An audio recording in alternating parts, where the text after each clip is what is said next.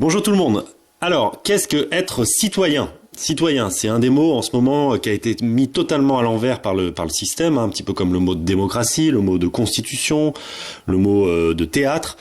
Voilà, aujourd'hui on nous fait croire que, enfin depuis des décennies, on nous fait croire que être un citoyen, c'est dire bonjour à la dame, c'est trier ses déchets, c'est être gentil en fait, c'est être dans la paix, dans la fraternité.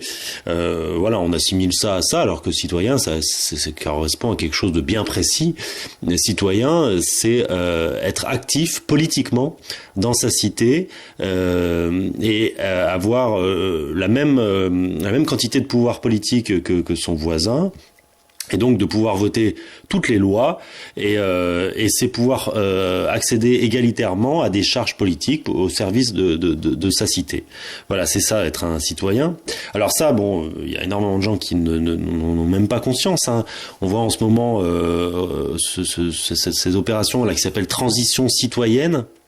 Hein, pour mettre en avant des associations, voilà, sur des énergies propres, tout un tas d'associations écologistes, la transition citoyenne, mais ils ne savent pas définir ce qu'est un citoyen. Voilà, on va dire que les doléances des gens, on va aller les apporter aux élus. Voilà, donc là tout de suite, l'idée de citoyen disparaît dans le terme d'élu. Si on est entre citoyens, il n'y a plus d'élus puisqu'on est tous, il y a une égalité politique. Voilà. Et je fais cette prise de parole pour ajouter de mon propre chef, mais je pense que c'est assez objectif, une notion à qu'est-ce que être un citoyen. Je pense que être un citoyen, c'est absolument penser ses mots. Voilà. Entre deux personnes, une personne qui a du vocabulaire et qui emploie les mots de façon en surface, quoi. C'est-à-dire que le mot, il existe de manière voilà, brute. On voit pas derrière, on connaît pas l'origine de ce mot, son histoire, sa formation. On connaît pas l'étymologie du mot. Voilà, le mot n'est pas vivant. En fait, le mot est utilisé juste comme une brique inerte. Voilà. Et entre cette personne et puis celle qui connaît ce mot, en fait, qui sait d'où vient ce mot, qui emploie le mot avec une profondeur, avec un recul, avec une réflexion sur ce mot, qui en même temps qu'il le dit, il sait le décomposer. Et ben voilà, je pense que le deuxième est plus citoyen parce qu'il va être plus il aura forcément une attitude qui ira avec, ça sera d'être plus réflexif en fait et il aura si on prend l'habitude de penser ses mots, si on pense les mots, on pense le monde en même temps et donc on remet en question le monde et l'instituer. Donc être un citoyen, c'est forcément penser ses mots. Et alors pour pouvoir dire ça, je voudrais mettre en opposition ce qui permet de penser les mots, hein, la matière, la discipline avec laquelle on pense les mots, et un théorème de mathématiques. Donc la matière avec laquelle on pense les mots, c'est l'étymologie. L'étymologie, et je voudrais l'opposer au théorème de Pythagore, l'étymologie contre Pythagore. Et alors, effectivement, on peut que observer que y a des connaissances de l'éducation nationale qui sont célèbres. Elles sont célèbres parce que, bizarrement, elles ont été rabâchées à coups de butoir à l'école, et donc tout le monde, de façon quasiment pavlovien, hein, comme ça, instinctive, tout le monde connaît par cœur ces connaissances. Hein, et on pourrait aisément établir une sorte de top 10 hein, de ces connaissances qui nous ont été martelées. Et dans ce top 10, on pourrait, à mon avis, déterminer un podium sur lequel on aurait forcément le théorème de Pythagore et celui de Thalès, donc en géométrie euclidienne. Mais donc je pose la question, dans cette hiérarchie des savoirs hein, que nous a inculqué l'éducation nationale, où se trouve l'exercice de la recherche étymologique des mots? Et selon moi, cet exercice fondamental, il est totalement à la remorque, totalement loin derrière. La plupart, si on va dans la rue et on demande aux gens, oui, ils vont se souvenir du théorème de Pythagore, se rappeler que à l'école, on a un petit peu, on s'est intéressé à un moment donné à l'étymologie des mots. Non, je pense que ça arrivera loin derrière.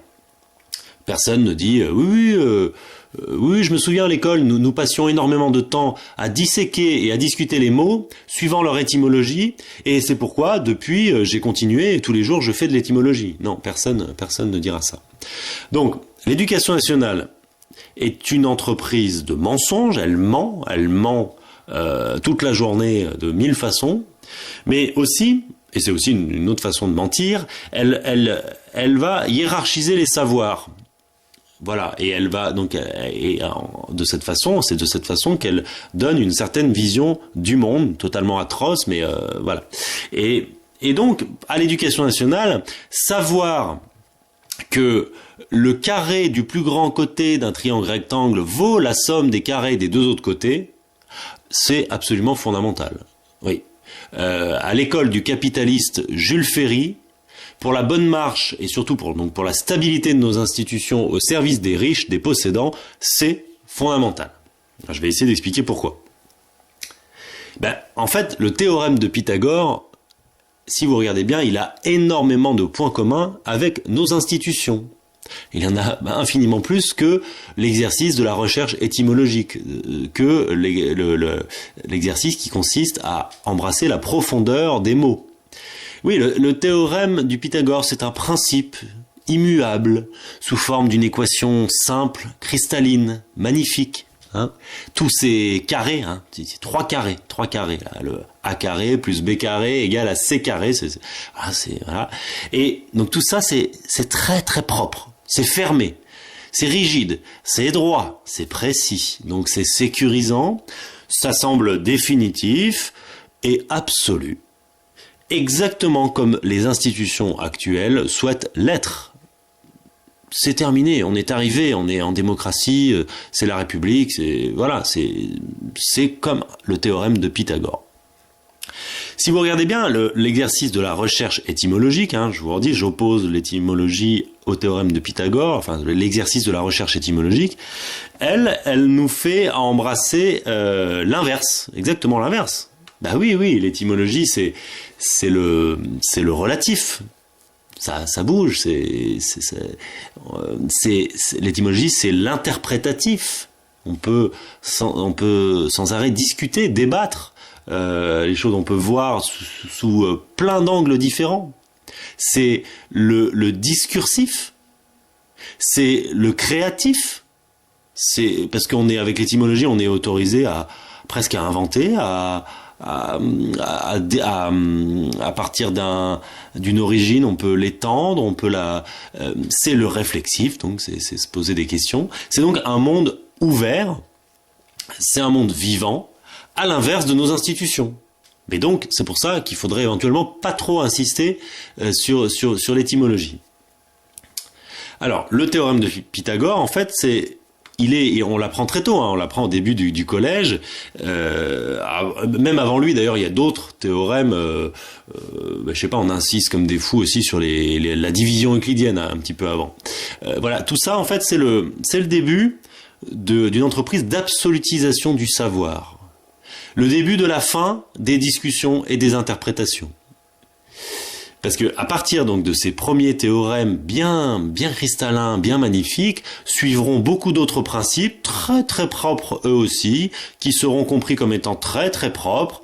Et donc on va balancer avec ça finalement plein d'autres choses en dehors des mathématiques. Nous sommes en démocratie, nous sommes en république, voilà.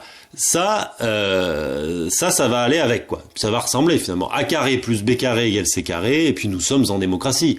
Et puis voilà. Et donc il faut effectivement mieux faire reposer l'ensemble du savoir sur cette forme d'absolu, de principe absolu, plutôt que sur la recherche étymologique qui elle a une autre nature. Voilà. Et le but, c'est l'obéissance, c'est la rectitude des esprits, la soumission des esprits.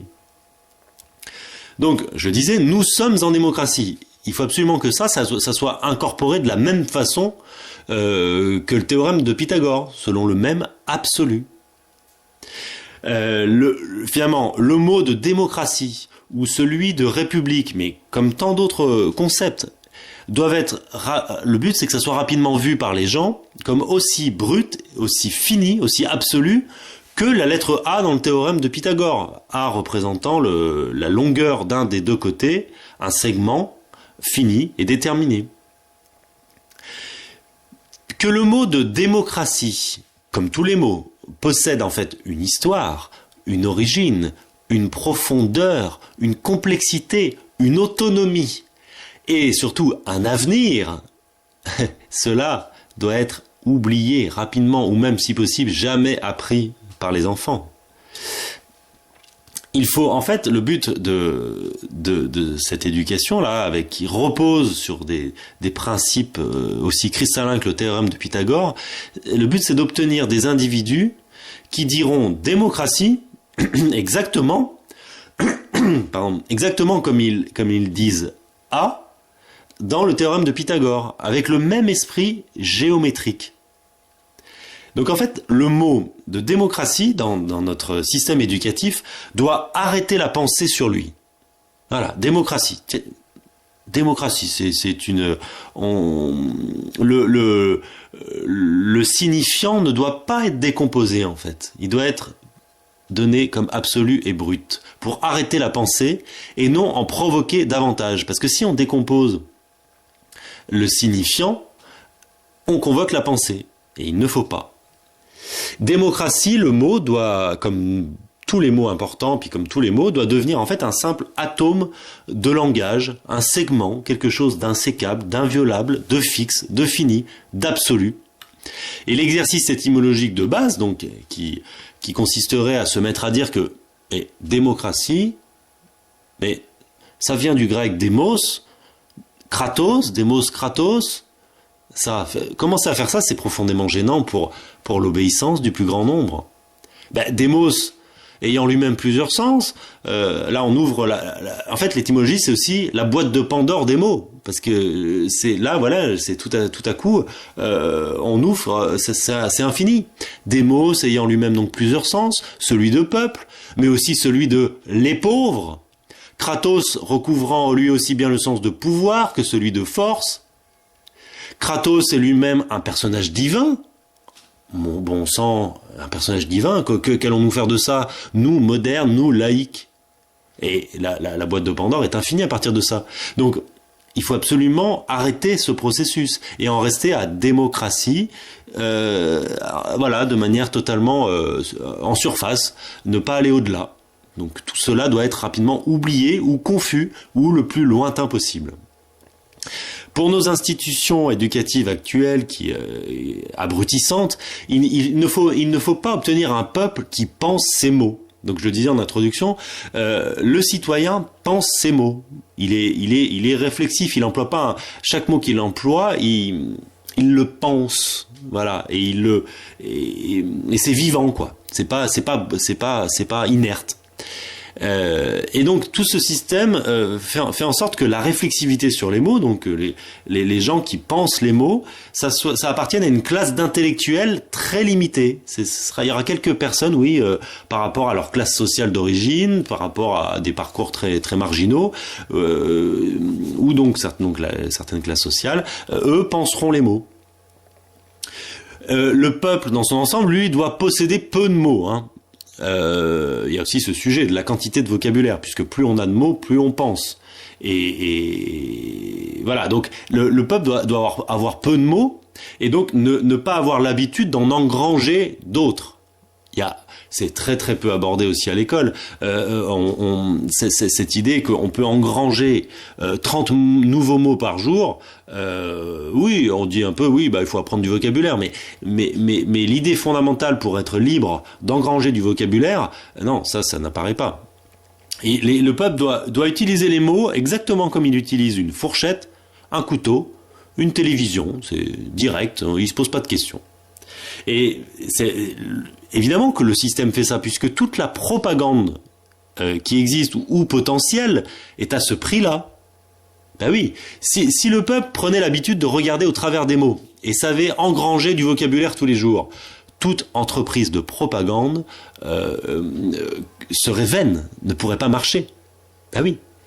Et donc, pour un État au service des riches, ou pour les riches, tout doit rester possible à tout moment du côté de la propagande. Il faut absolument un peuple qui est sensible à la propagande. Les mots doivent être utilisés donc contre le peuple. Et le peuple ne doit pas savoir comment retourner l'arme. Et retourner l'arme des mots, c'est penser les mots. Dans la société actuelle, malheureusement, il est absolument clair pour la majorité des gens qu'un individu qui se mettrait à dire « ce mot vient du latin » ou « ce mot vient du grec » démos, kratos, oligos, arché, ou celui qui cherche à étendre le vocabulaire général, le sien et puis celui des autres, cet individu aujourd'hui est rangé immédiatement dans la case de l'intellectuel. Tout le monde pense que cela correspond à une classe sociale plutôt élevée, ou à certains statuts, ou à certaines professions. Pourtant, un peuple qui pense ces mots serait donc un peuple constitué de citoyens, serait donc un peuple libre et autonome. Mais ce n'est évidemment pas le souhait des pouvoirs en place. Donc il faut insister sur Pythagore, pas sur l'étymologie du tout. Les penseurs des mots, s'il y en a, doivent donc appartenir à une classe supérieure ou perçue en tout cas en tant que telle. Pourtant, sur cette idée de classe sociale supérieure, le geste de l'étymologie, le geste de celui qui pense ces mots, le geste qui va nous mener tout simplement de démocratie à démos, kratos, et ainsi de suite parce que je vous ai dit, ça ouvre une boîte de Pandore, ce geste est monstrueusement simple, banal. C'est une simple association, hein. Démocratie, démos, kratos. Et puis ensuite, qu'est-ce que démos, qu'est-ce que kratos? Mais c'est simple. Il n'y a pas de technique très complexe.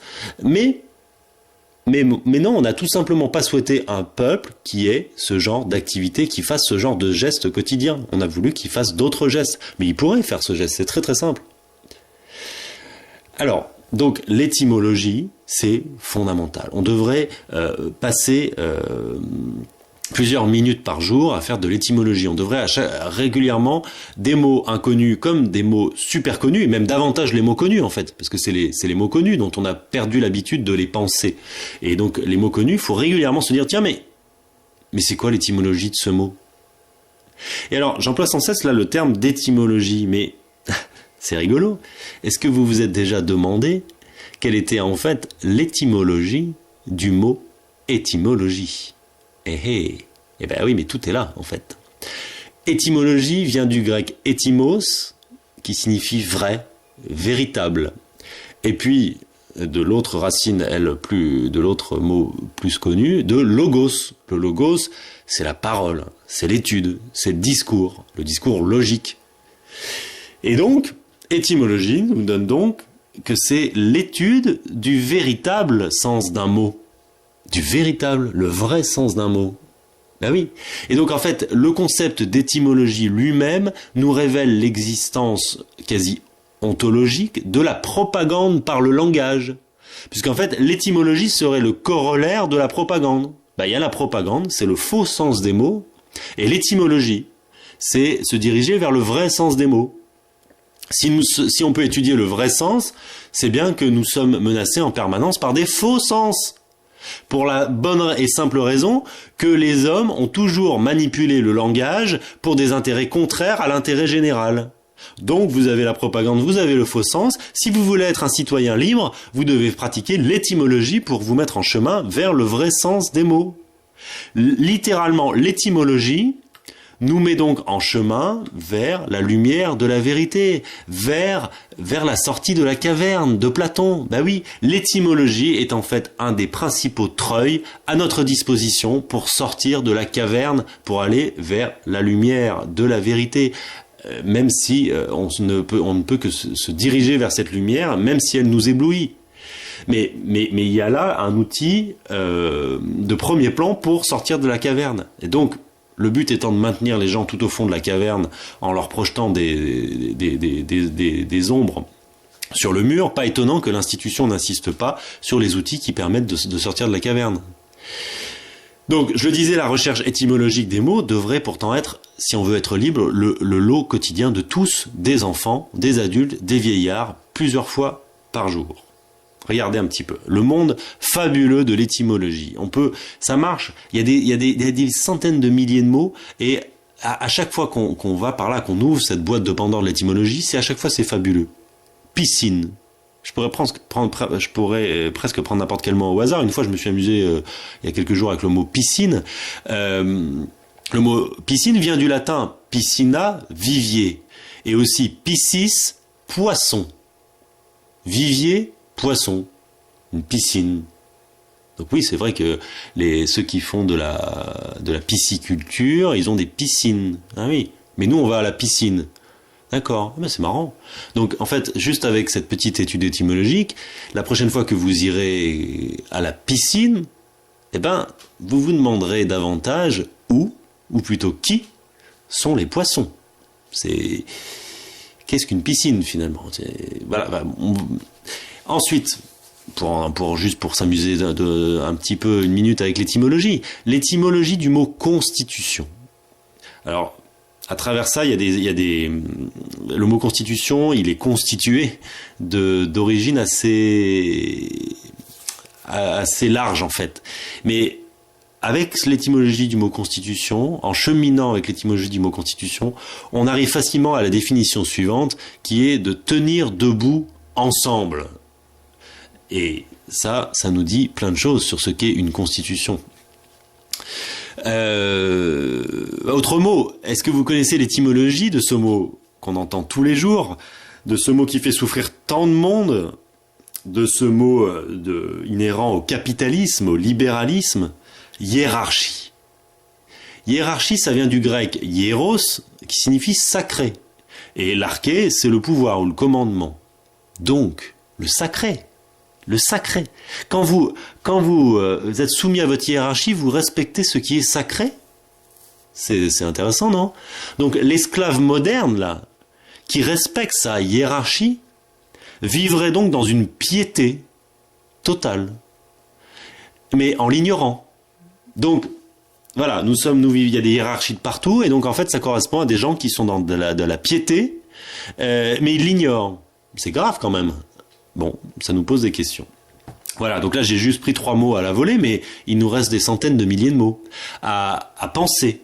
Et à penser ensemble, parce qu'en fait c'est ensemble que l'on pense, et que l'on pense les mots. Et donc en fait l'étymologie doit nous amener à des dialogues, pour pouvoir penser ensemble. Donc je pense que l'étymologie, c'est un des premiers pans, un des trucs fondamentaux dans tout le champ de la désintoxication du langage, pour ensemble lutter contre la propagande et s'émanciper. Donc je disais tout à l'heure, il y a là aussi la quantité de vocabulaire qui joue, puisque plus on a de mots pour penser, plus on est en capacité de penser. Mais donc, souvent on s'arrête là, et donc avec cette prise de parole, j'ai envie qu'on ne s'arrête pas là, et qu'on intègre bien que plus on pense les mots nombreux, plus on pense les mots avec lesquels on pense, là, ça va encore plus loin dans la pensée. Donc, avoir du vocabulaire pour penser, c'est donc connaître les mots en 3 dimensions, pas juste en surface. La 3e dimension qui nous donne la profondeur, c'est l'étymologie. Et donc, nous sommes là dans un drame, c'est que tout le monde connaît le théorème de Pythagore, oui.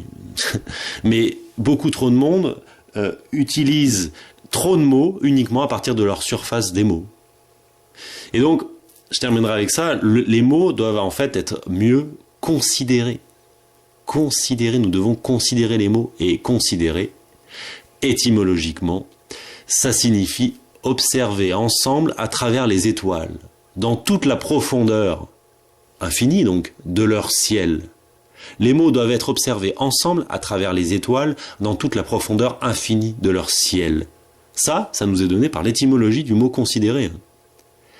Ce rappel étymologique est magnifique, est sidérant. Et je trouve si pratique pour tenter de vous rappeler tous à la profondeur infinie des mots. Considérez, il est formé à partir de la racine latine sidus, qui signifie groupe d'étoiles, ciel. Donc quand on dit qu'on est dans la sidération, c'est qu'en fait notre regard et notre attention sont portés au travers des étoiles et donc à l'infini. C'est aussi la même racine que pour désirer. Oui, c'est sidérant, non? On a dans désirer, on a sidéror, qui est aussi formé avec sidus, qui signifie subir l'influence des étoiles. Et avec le préfixe dé, on trouve l'idée de façon pleine et entière. Désirer. Donc oui, nous sommes tout au fond de la caverne, oui. Nous pouvons donc dire que nous sommes en démocratie, nous pouvons le dire, oui, c'est possible, mais sans rien considérer, sans aucun désir, sans profondeur, sans élan, sans vie, exactement comme nous pouvons dire aussi à quelqu'un « je te désire », mais sans y mettre aucune profondeur, sans y mettre toute la profondeur infinie du cosmos. Donc, je vais rendre cette antenne, même s'il n'y en a pas, en rappelant ce que j'ai dit au début. Être un citoyen, être libre, et puis il faut choisir, je vous rappelle, se reposer ou être libre, car faire de l'étymologie, c'est un petit travail. Il faut choisir se reposer ou être libre, c'est une phrase de Thucydide. Et donc, être citoyen, c'est non seulement voter ses lois, c'est non seulement participer égalitairement avec les autres au pouvoir politique et à la vie de la cité, mais si on veut ça, c'est forcément aussi penser ses mots, puisque le régime de la démocratie, c'est le régime de la réflexivité. Et c'est pour ça que les deux outils de réflexivité en démocratie qui doivent exister, c'est la philosophie et le théâtre. J'en parle beaucoup par ailleurs.